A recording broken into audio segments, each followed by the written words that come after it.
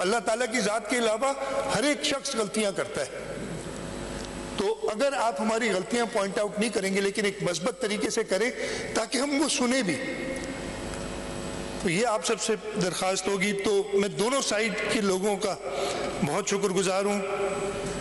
اور last but not the least, اس صوبے کے لوگوں کا, جس طریقے سے پیپلز پارٹی کو صوبہ سندھ کے لوگوں نے, اور میں خاص طور پہ اپنی کانسٹیٹوئنسی ڈسٹرکٹ جامچورو کے لوگوں کی بات کروں گا, ادھر جیسے ہی ہم جیتے, اور کل بھی میں آیا تھا تو صحافی آ جاتے ہیں سامنے, تو انہوں نے سوال کیا کہ جی آپ نے اتنی سیٹیں جیتی کیسے؟ تو میں نے انہیں کہا تھا میری ساری جو during election campaign press conferences دیکھ لو, یا جو بھی میں نے جہاں بھی کہی ہے, میں نے کہا تھا, اور میرا اللہ کا شکر ہے 5 الیکشنز لڑے, اس سے پہلے اپنے والد صاحب کے ساتھ الیکشنز کے دیکھتے تھے, اور میرے استاد ہمارے سینئر قائم علی شاہ صاحب نثار کھوڑو صاحب جو کہ اس اسمبلی کے ممبر بنے, انشاءاللہ وہ بھی کچھ دنوں میں ہمیں جوائن کریں گے, آغا سراج دنانی صاحب اور سارے دوست.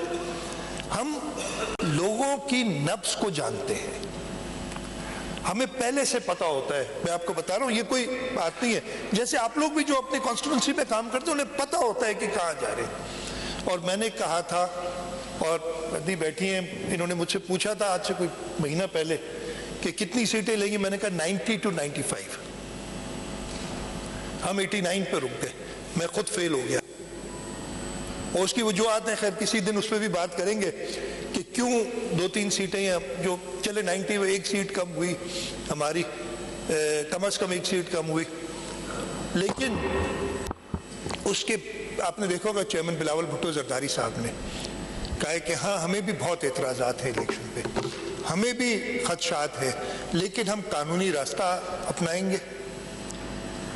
ہم اپنی 1 یا 2 یا 4 یا 5 سیٹوں کے لیے اس ملک کی سالمیت سے نہیں کھیلیں گے. ہم کسی کو یہ موقع نہیں دیں گے کہ وہ ہماری کمزوریوں کا فائدہ اٹھائے. ہم قانونی بالکل اپنی جنگ لڑیں گے اور کوشش کریں گے کہ ہمارے وہ سیٹیں جو ہم سے گئی ہیں وہ واپس ملے. لیکن سب سے پہلے ہم نے اس ملک کی سالمیت, اس ملک کے استحکام کو دیکھنا ہے. یہ اس وقت ہم کوئی آسان دور سے نہیں گزر رہے ہیں. تو یہ جو سوال کیا تھا مجھ سے, اور میں نے جواب دیا تھا, 8 فروری کو الیکشن ہوئے تھے, یہ ہمارے سارے ممبرز جو جیتے ہیں ادھر, میں آپ لوگ بھی کرتے ہوں گے, میں کسی کو نہیں کہتا, لیکن میں آپ کو بتاتا ہوں, 9 فروری سے انہوں نے اگلے الیکشن کی تیاری شروع کر دی.